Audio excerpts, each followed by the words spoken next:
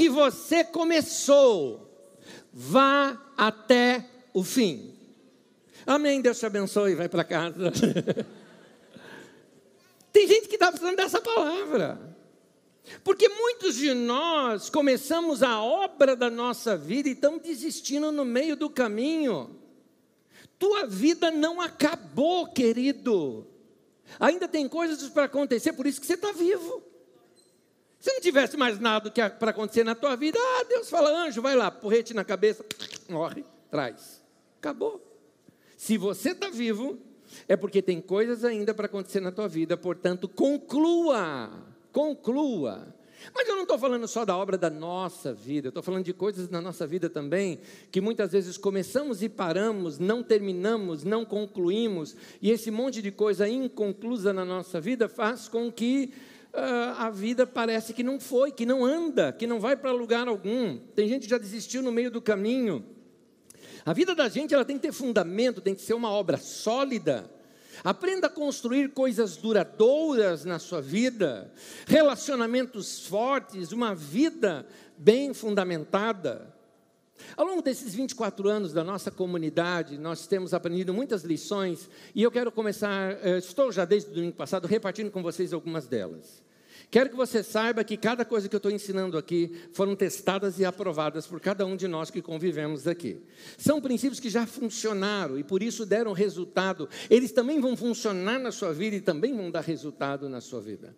E os princípios nos ensinam muitas vezes a focar, a não nos distrairmos com algumas coisas na vida para que a gente possa construir algo. Quando eu estava começando essa comunidade, eu busquei conselhos com um pastor muito querido. Ele foi meu pastor um período, depois estive junto com ele no ministério, onde pastoreamos juntos a Igreja da Comunhão, lá na Lapa, em São Paulo.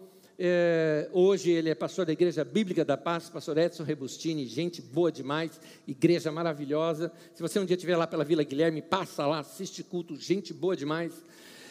Edson estava já com uma igreja muito bem sucedida, quando eu estava começando aqui a Carisma, e eu pedi conselhos para ele. E um dos conselhos que ele me deu foi foco.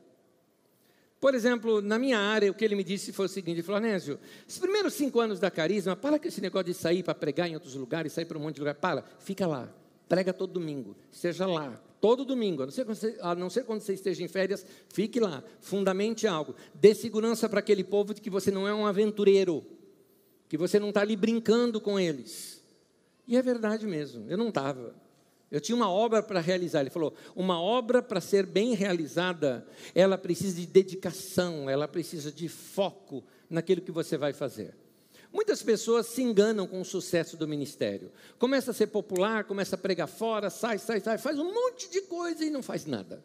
Porque não edifica algo. Eu falei, não, eu quero edificar uma obra.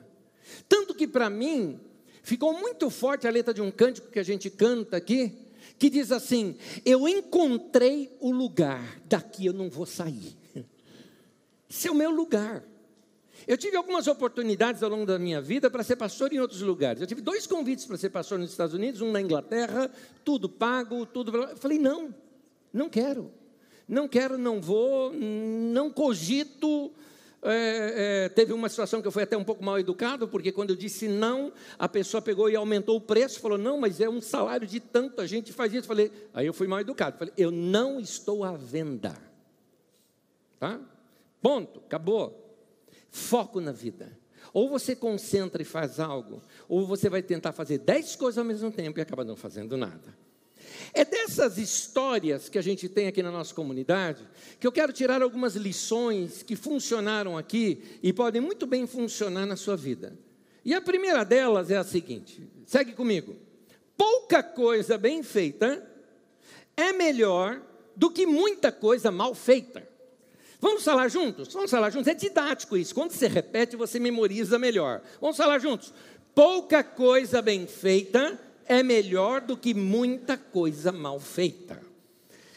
Não tem que sair por aí fazendo tudo ao mesmo tempo. É importante a gente saber o que queremos fazer, o que queremos realizar. Há um princípio, que eu vou voltar nele daqui a pouquinho, é o princípio do menos é mais. Um pouco de minimalismo na vida ajuda a gente a ter mais qualidade. E isso acontece na vida profissional. Você quer fazer um monte de coisa ao mesmo tempo e não faz nada. Na área de estudos, eu quero estudar isso, quero estudar isso, quero estudar isso, quero estudar aquilo outro, e acaba não realizando nada e não sendo bom em nada. Todos nós, na nossa adolescência e juventude, sonhamos com muitas coisas na vida. Eu queria ser astrônomo ou arqueólogo. Virei o quê? Pastor. Agora, eu acho que tem uma ligação, né? Eu tenho uma ligação em cima disso. Acho que Deus olhou para mim e falou assim: astrônomo, cuida das coisas celestiais. Arqueólogo, de velharia. Juntos os dois, igreja, pastor, tá? Né? Pronto. Então, eu estudava sobre o assunto, lia sobre o assunto, mas não, eu tinha que me focar onde Deus havia me chamado para ser. Eu tinha que estudar, eu tinha que me dedicar, eu tinha que me centrar. Teve uma época da minha vida, então, que me encantei em outras áreas profissionais, trabalhava com tecnologia. Na época que ainda nós nem tínhamos internet ainda, nessa fase de transição das BBS para as internets, quem é da era jurássica e da informática sabe o que eu estou falando. Então, eu trabalhava nesse tempo com isso, estava ganhando dinheiro com isso. Depois montei junto com um amigo uma empresa na área de tecnologia. Quando surgiu tal Wi-Fi, que o pessoal achava o máximo, nós montávamos em determinados lugares isso e ganhávamos bom dinheiro com isso. Promissor, era muito promissor economicamente eu ter ido para esse ramo. Não, foco. Ou você se foca no que você foi chamado para ser, ou você vai construir muita coisa pela metade e nada concluso. Então eu precisava concluir algumas coisas, eu precisava me fundamentar em algumas coisas, e me centrei. Ao me centrar, direcionou a minha vida. Você precisa direcionar a sua vida. Olha o que a Bíblia nos diz sobre isso. Diz assim, Provérbios 17, versículo 24. O homem de discernimento é quem sabe separar muito bem as coisas. Discernir é isso. Isso é bom, isso não é. Isso aqui é para depois, isso é para agora. Isso é discernimento. Discernimento é escolher feijão, sabe? Separar. Isso aqui é bom, isso aqui não é. Separar comida, isso é discernimento. Então, o homem de discernimento mantém a sabedoria em vista, ou seja, o alvo dele é sabedoria. Mas os olhos do tolo vagueiam até os confins da terra. O que está dizendo? Está dizendo que o tolo quer fazer 10 coisas ao mesmo tempo, mas não faz nenhuma. Um homem inteligente, ele tem passos práticos em vista, sabe o que vai fazer. Já um tolo, ele tenta fazer um montão de coisas ao mesmo tempo e acaba não fazendo nada. Por isso, é importante que você saiba qual é o seu objetivo nesse tempo. Eu falei aqui para vocês domingo passado que Deus não nos dá um mapa para a nossa vida. Eu não tenho um mapa e você também não tem. Um mapa para 10 anos, o que eu vou fazer? Você não tem, você tem um passo. Deus dá um passo para você. Qual é o próximo passo da sua vida? Aí você obedece isso e Deus te dá a continuação. Então, o que Deus te chamou para fazer nesse tempo? Qual é o próximo passo na sua vida profissional? Qual é o próximo passo na sua vida econômica? Qual é o seu próximo passo nos seus relacionamentos? Qual é esse próximo passo? É isso que você tem que mirar e fazer bem feito. Há um ditado norte-americano que diz assim, que você não consegue caçar 2 coelhos ao mesmo tempo. Não dá. Ou você centra em um, ou você não vai catar nenhum. Quem tenta fazer 10 coisas ao mesmo tempo, acaba não fazendo nada. É importante você focar. O segredo da eficácia é selecionar o que você quer fazer. Selecionar o que você vai fazer. Saber selecionar bem o que vai fazer é a grande sacada da vida.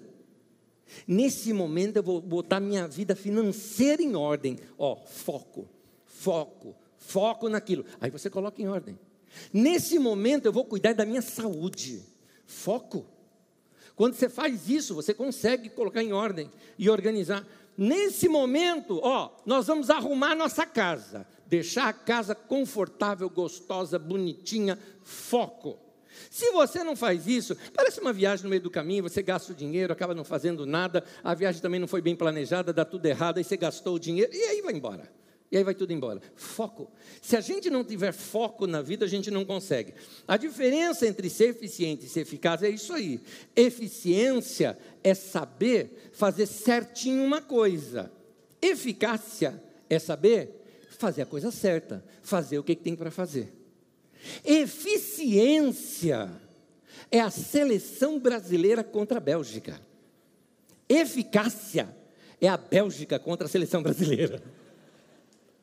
Foram lá, fizeram o gol e acabou, ponto. Fez o que tinha que ser feito. É assim. A vida tem que ser assim. A gente tem que ir lá e fazer o que tem que ser feito. Você precisa se focar em fazer a coisa certa. Lembra desse conselho?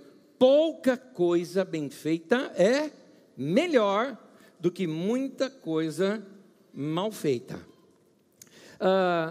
É aqui que entra um princípio que eu acho interessante. O princípio que eu chamo de menos é mais, que é o princípio do minimalismo. Minimalismo, além de um lado cultural que existe, eu acho que é uma questão de vida mais leve. Se você quer ter uma vida mais leve e ela ser muito mais eficaz no que você faz, é importante que você tenha a sua vida de uma certa forma organizada e, como eu costumo dizer, tem uma mochila mais vazia.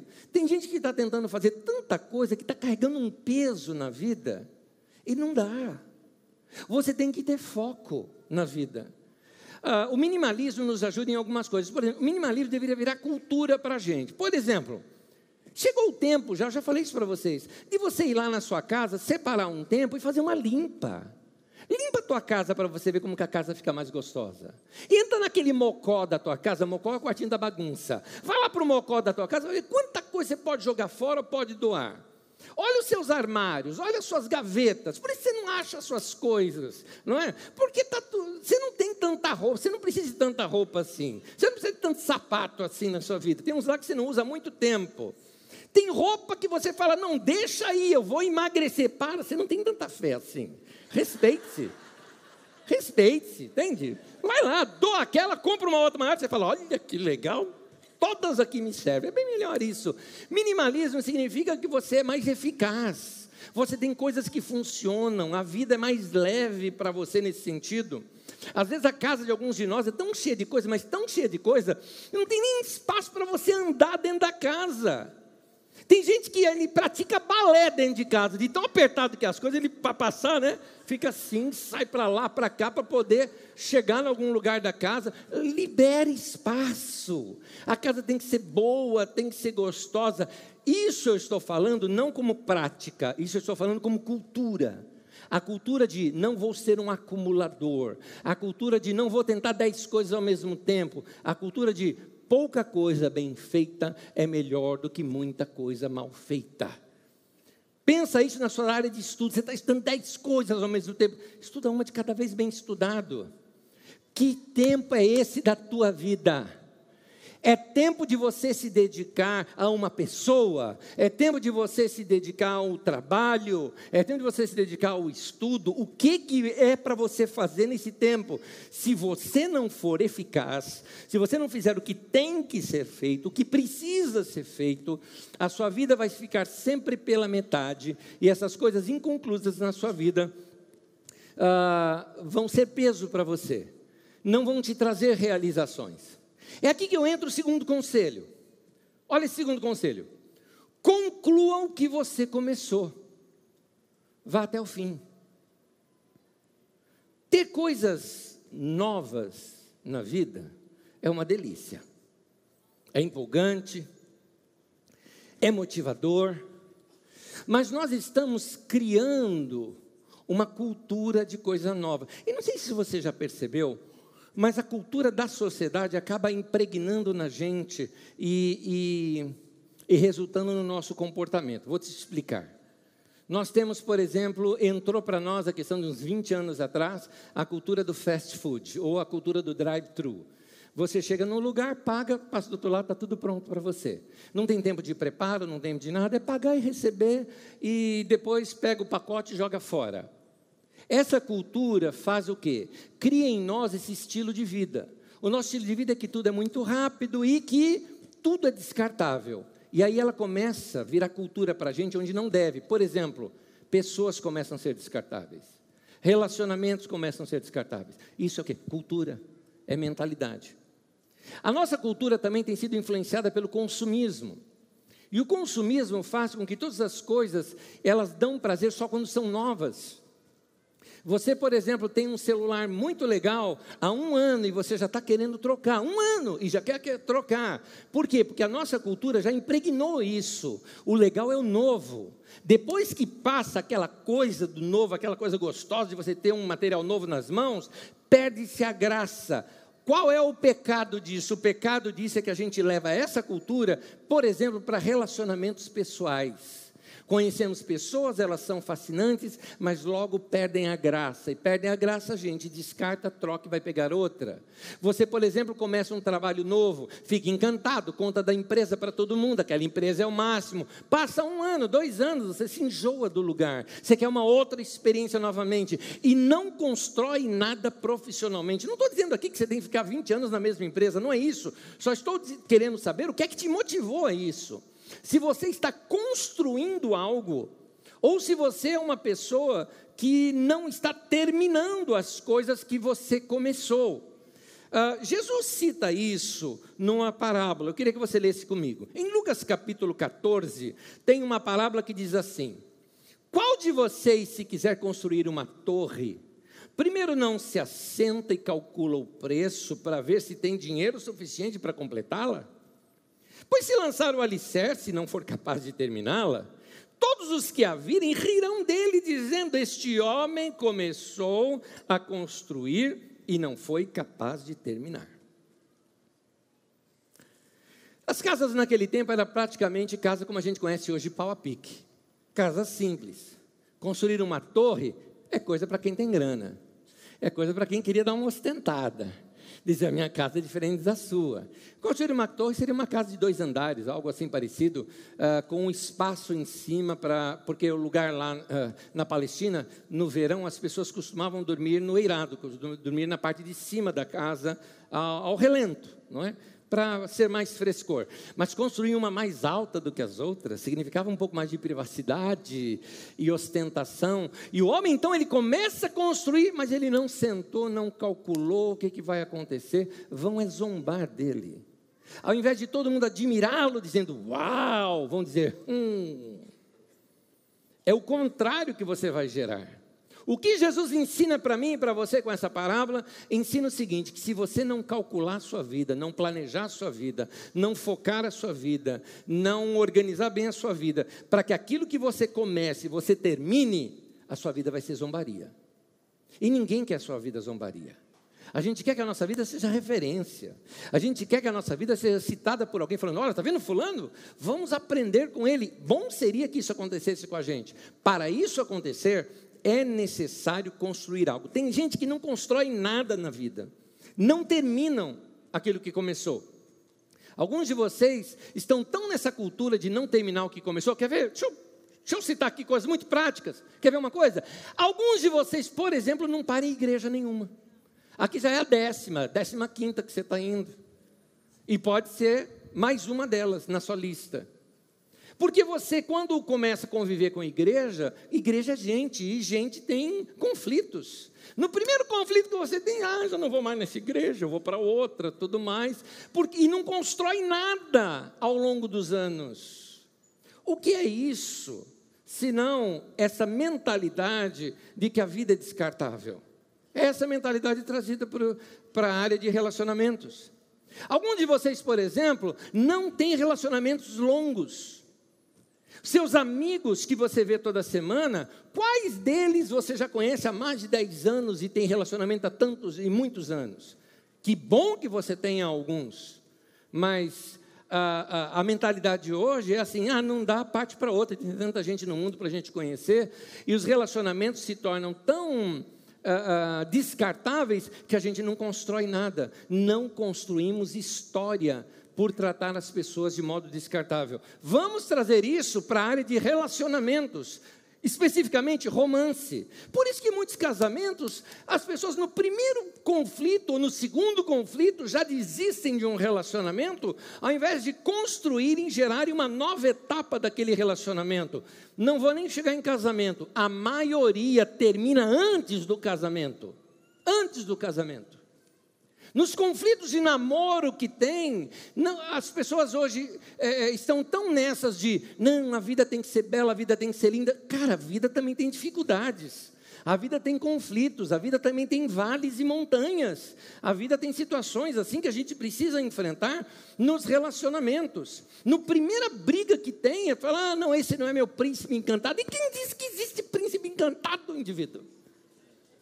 A menina fica sonhando, eu vou encontrar o príncipe encantado sentado num cavalo branco. Pronto, a primeira chuva desbota o cavalo, era fake, era um burro, vestido, pintado de branco. Cai a água em cima do indivíduo, não era príncipe, era um ogro. Não constrói relacionamentos. Você não precisa de muita coisa para ser feliz. O minimalismo nos ensina isso. Menos é mais. Se as poucas coisas que você tem, você souber usá-las bem, isso vai te dar muito prazer na vida. Como, por exemplo, uma pessoa, nessa semana, que narrou algo para mim muito rápido, falou, olha, a coisa mais deliciosa que teve. Saí do meu trabalho, passei em casa, peguei meu cachorro e fui passear. Me diverti com o cachorro, rolei com o cachorro, e foi muito bom aquilo. Precisa de muita coisa para ser feliz? Como diz a letra de uma canção que eu já até citei aqui, o que faz você feliz é você quem faz. Então você não precisa de muita coisa. O que você precisa é valorizar o que você já tem. E construir área por área, tijolo por tijolo, parte por parte. É isso que a sabedoria ensina para a gente. Então construa a sua vida, meu querido. Construa os relacionamentos. Edifique relacionamentos que durem anos. Edifique vidas, ministérios, contatos, que venha trazer experiência, que venha te trazer sabedoria, conhecimento, ser uma referência naquela área. Terceiro, seja manso e humilde de coração. Por manso e humilde de coração, é importante, você sabe que isso aqui é um texto de Jesus. Mais adiante nós vamos ler o texto que Jesus cita isso. Ele fala, aprendam de mim, eu sou manso e humilde. Nós temos uma ideia de que mansidão significa alguém que ouve as coisas e fica quieto. Não é isso. A palavra mansidão aqui é no sentido de aprendiz. Manso é aquele que é ensinável. Por isso, manso e humilde. Humilde de saber que eu não sei tudo, humilde de reconhecer que eu tenho muito ainda a crescer, e ensinável de dizer, vou atrás, quero conhecer, pode me falar, estou querendo ouvir, quero observar, quero perguntar, quero ler, quero estudar, quero crescer, quero seguir conselhos. Isso é ser manso. Então que Deus nos dê esse coração manso e humilde. Agora, Jesus, na verdade, fala assim, aprenda de mim que eu sou manso e humilde. É uma coisa que a gente aprende a ser. Para ser bem-sucedido, é importante você ter um coração aberto para aprender. Isso significa buscar conselhos, pesquisar, estudar. Por exemplo, antes de abrir um negócio, você precisa disso. A Bíblia fala que o tolo é aquele que sai fazendo as coisas sem refletir. Muitos de vocês têm um temperamento de fácil combustão, não é? Alguém cita alguma coisa, você, é isso aí, e sai já fazendo sem refletir, sem pensar. Eu sou muito a favor do empreendedorismo, muito. Eu acho que você pode ser o seu chefe, ter a sua empresa, juntar dinheiro, botar o dinheiro para trabalhar para você, isso é fantástico, mas sem você estudar, sem você fazer cursos, sem você se preparar para aqueles negócios, é um tiro na água, você vai se perder. Então tem gente que ouve alguma palavra assim que é importante, você diz, tá bom, no dia seguinte pede demissão do emprego, pegou o dinheiro lá, vou investir numa área que ele nunca fez na vida, que nunca trabalhou na vida, vai dar errado. Você precisa, como a Bíblia mesmo fala, o tolo faz isso. O tolo sai fazendo as coisas sem refletir. O tolo não pensa antes de agir. Mas o sábio não, o sábio age diferente. Olha esse texto bíblico comigo. Provérbios 18, versículo 13. Quem responde antes de ouvir, mostra que é tolo e passa vergonha. Gente que pega e já sai falando e o assunto nem era aquele. Passa vergonha. Mas, vamos pensar nessa palavra aqui de outra maneira. É o mesmo princípio. Quem decide antes de estudar, quem decide fazer as coisas antes de pesquisar, antes de se informar, quem decide antes de ouvir, mostra que é tolo e passa vergonha. Então não tome decisões antes de ouvir pessoas sábias naquela área, gente que é referência para você naquele negócio que você está fazendo, sem pesquisar, sem fazer um curso sobre o assunto, não entre. Guarda isso aqui que eu vou te falar. Uma das maiores causas de falência nos negócios é o excesso de empolgação. Cuidado com isso. Descobriu um produto diferente, achou o máximo, pegou, investiu já todo o dinheiro dele, abriu um escritório para vender aqueles produtos sem fazer uma pesquisa de mercado, ninguém se interessa para aquele produto, fica lá todo empacado e a pessoa gastou todos os recursos dela, todo o dinheiro dela gastou, vende algo que ninguém quer comprar. Uma pergunta para você fazer para você mesmo, afinal de contas, o que eu preciso saber para me lançar nesse empreendimento? É assim que tem que fazer. Isso acontece em todas as áreas da vida. Na minha área acontece. Igreja, por exemplo. Tanta gente por aí, ele está num culto, ele sente que bateu um anjo assim que desceu, aquela luz do céu bateu assim no rosto dele e diz: abrirás uma obra, ó meu servo. Pronto, a pessoa já sai achando que ele tem que sair, abrir igreja para lá e para cá, e vai em toda empolgação, não procura conselho com quem está mais tempo no ministério, não procura conselho com gente sábia, não procura estrutura para saber como é que se fundamenta uma obra, e aí depois de alguns anos o desânimo vem, as crises acontecem, às vezes até a família estoura, situações se quebram, e fica esses cacos que a gente tem que ficar depois catando por aí, por causa de precipitação. O mesmo acontece na vida profissional. Por isso nós precisamos de sabedoria, nós precisamos de entendimento, de buscar inteligência na área. É aí que vem o ensino. Seja manso, seja humilde. O que é isso? Seja ensinável. Uma das melhores escolas que eu já tive na minha vida foi exatamente as pregações dos meus pastores. Eu amava demais, aqueles homens eram muito sábios. Me refiro aos meus primeiros pastores, Walter Lima Filho, Edson Rebustini, e que eu anotava todas as pregações deles, ainda comprava uma coisa chamada fita cassete, era um negocinho assim, tinha 2 buraquinhos que você pegava, colocava uma caneta para voltar aquilo, né? E para você usar naquele... Depois o tio explica para você, tá, querido? O tio explica que esse negócio de fita cassete. Era um negócio antigo, assim. É a tataravó do MP3, tá? E ali a gente ouvia aquelas mensagens. Mas eu ouvia tanto, que se eu parasse meu pastor pregando, eu continuava pregando em cima. Porque eu queria receber aquela sabedoria que tinham na vida daqueles homens. Aquilo era importante para ser praticado. Não adianta ouvir e não praticar. Quando você ouve algo, você tem que pegar aquilo e trazer para a tua vida, trazer para a prática na sua vida. Busque aprendizado, querido. Qual o último curso que você fez? Qual a última busca que você fez acerca de algum assunto na internet para aprender um pouco mais sobre aquilo? Qual o último livro que você leu? Aliás, quantos livros você já leu esse ano? Nós já viramos a metade do ano e alguns de vocês nem pegaram em livros ainda para ler e para aprender. Provérbios 18:15, na paráfrase a mensagem, diz assim: os sábios estão sempre aprendendo, sua sede de conhecimento é insaciável. Quero aprender, quero conhecer mais, quero saber mais, eu vou ler mais sobre esse assunto. Gente inteligente está sempre à busca de novas ideias. Gente inteligente quer novos conhecimentos. Ele sabe que o saber envelhece. Ele sabe que algumas coisas que nós aprendemos servem somente para um tempo, por isso tem que estar sempre se atualizando. Eu já tenho faculdade. Querido, o que é faculdade hoje em dia? Vamos ser sinceros. Acorda, os tempos mudaram. Isso é o que os nossos pais nos falavam no passado. Olha, estuda para conseguir um bom emprego. Hoje é verdade isso? Hoje é verdade? Isso não é verdade.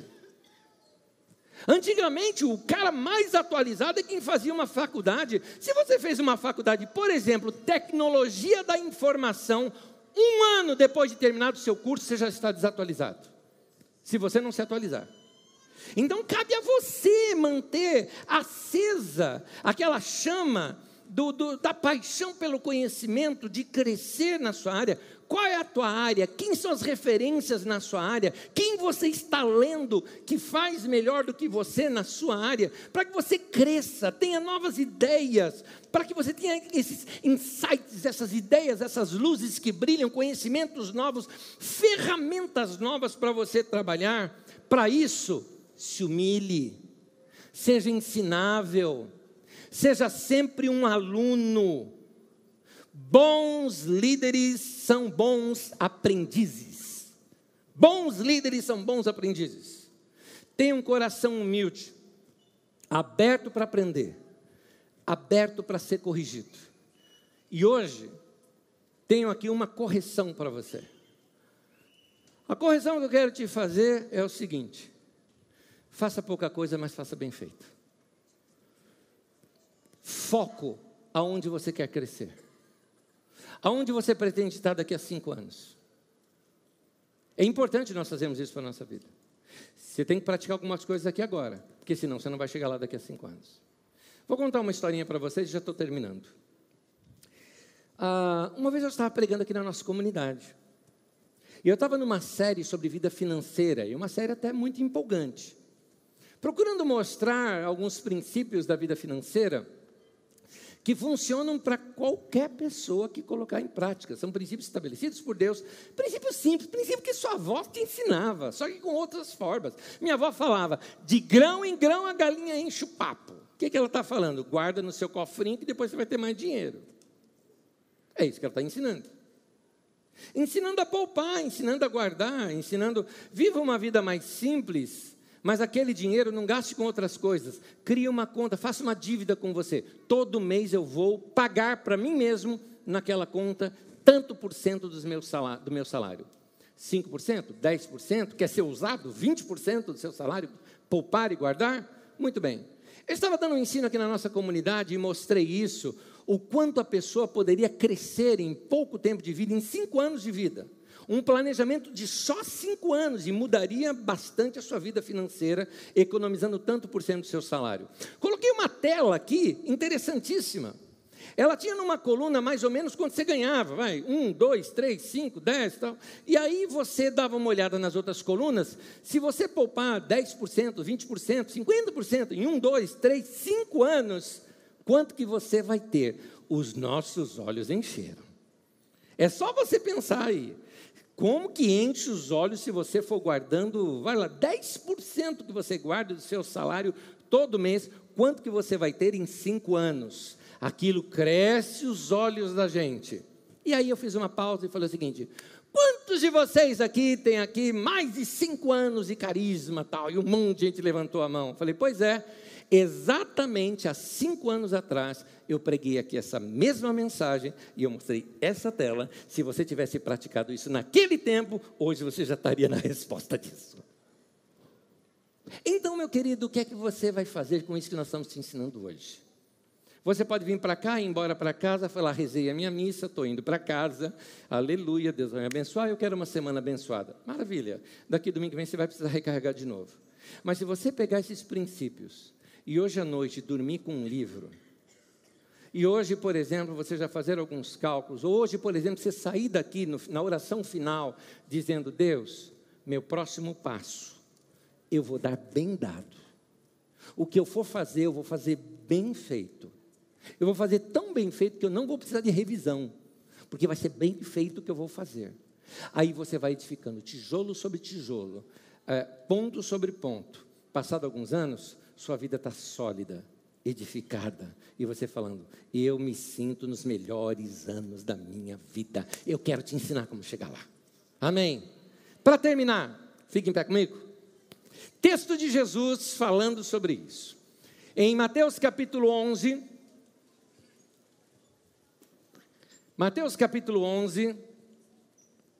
Jesus disse assim: aprendam de mim, pois sou manso e humilde de coração. Quero te chamar a atenção para a continuação. E vocês encontrarão descanso para suas almas. Vou te explicar o que é isso.